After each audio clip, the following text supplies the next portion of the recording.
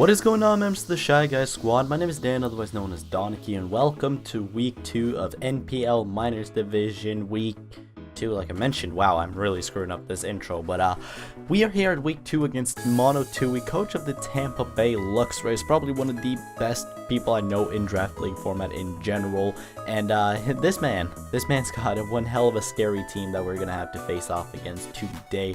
That consists of Tapu Bulu, Mega Scizor, Psydoge, Heatran, Reuniclus, Snorlax, Jellicent, Mandibuzz, Chestnut, Dragalge, Lycanroc, Midday, and Raichu.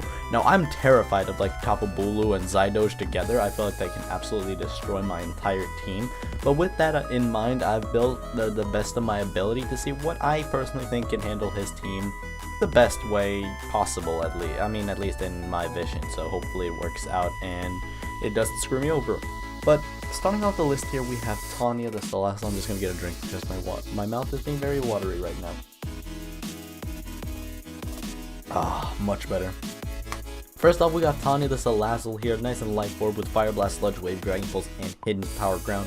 Fire Blast allows me to hit Tapu Bulu, Mega Scizor, Reuniclus somewhat hard, Mandibuzz, Chestnut, not forget, and yeah, so that allows me to hit that.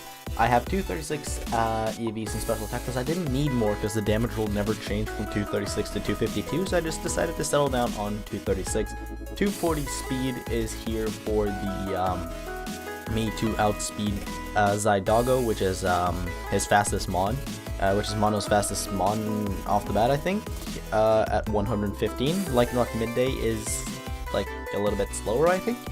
I could be wrong about that, but either way, I don't see the likelihood of Lycanroc Midday showing up this game, considering the fact that I have like Megalopony, Volcanion, Serena, a couple other things on my team that also deals really well with it. I feel like I have the type coverage to stop a rock type.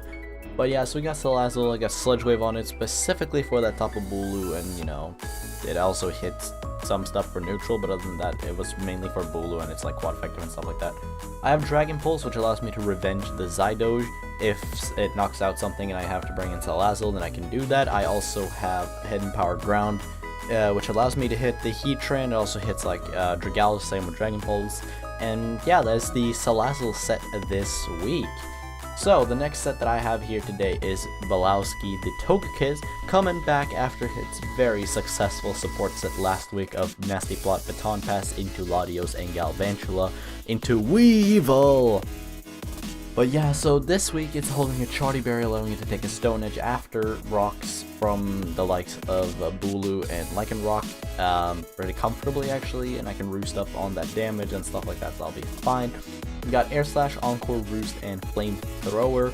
Air Slash is of course flaming stuff out that I outspeed. Encore is for the Snorlax. If it tries to curse set up on me, I can just Encore into curse and then do whatever I need to do. Roost for self-recovery, and Flamethrower with enough special attack to OHKO and offensive Scizor. Now my spread here, like mentioned, the special attack is to OHKO and offensive Scizor with Flamethrower. Health and defense is to take the Stone Edge.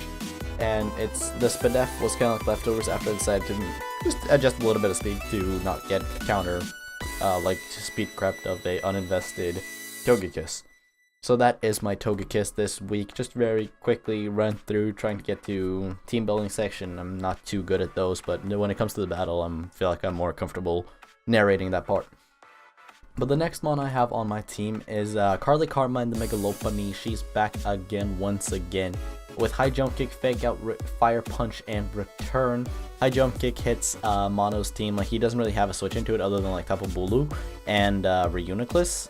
Those are like the only two mons I can see, and Chestnut potentially, that switch into High Jump Kick really comfortably, and Return does a good chunk to most of those. I got Fire Punch for Scizor, and I mean, I guess it hits Chestnut as well, so I guess that's something. And then I Fake Out and Return is just, you know, Fake Out, picking something off if I need to as a revenge, or you know, just to get off some quick damage, and or putting something in range of Return, as I am max attack adamant with 32 EVs in health and 224 in speed, allowing me to outspeed Zydogo by 1 point. So, you know, I'm pretty afraid of that Zydogo, and I'm almost seeing like that thing being Scarf or something like that, like adamant, barely invested in barely invested in speed, and like Scarf, which if that happens, that would really suck.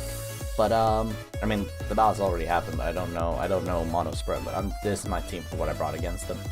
Next up is Fight MZ, Schlong the Volcanion with Steam Eruption, Focus Blast, Sludge Wave, and Earth Power. Max Special Attack Modest, 192 health, 4 defense, and 60 speed. 60 speed allows me to outspeed an uninvested Heatran. 192 health was just kind of like what I went for as natural bulk. 4 defense to just make sure like that I don't hit an even numbered HP stat.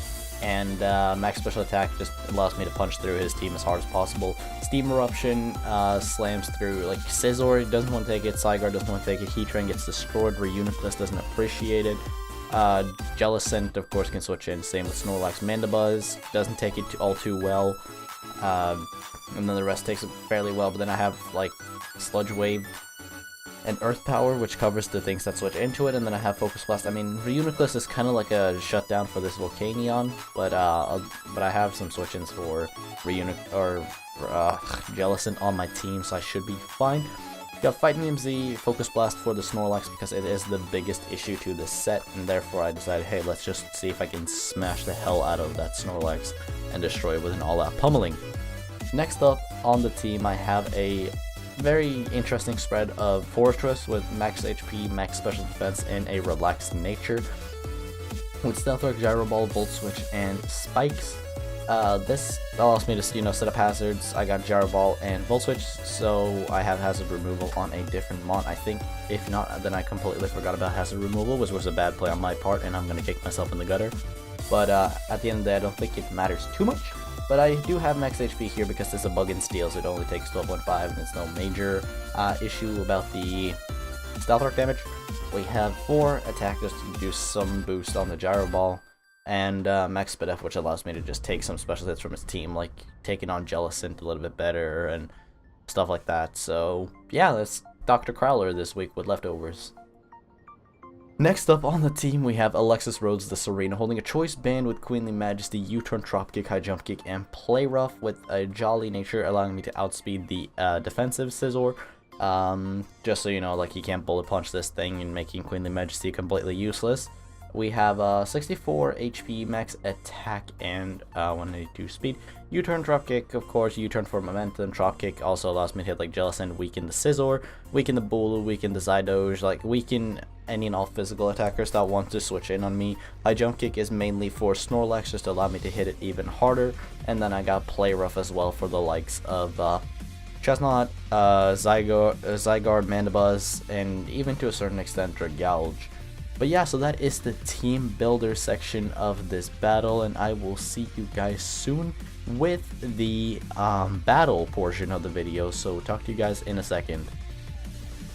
And here we are with the team matchup battle portion of the video. As you guys can see, Mono has brought himself today Mega Scizor, Reuniclus, Dragalge, Mandibuzz, Snorlax, and Heatran. I know I mixed those up too, number 2 and 3 there, but you know what? You get the general point. Those are the 6 he brought.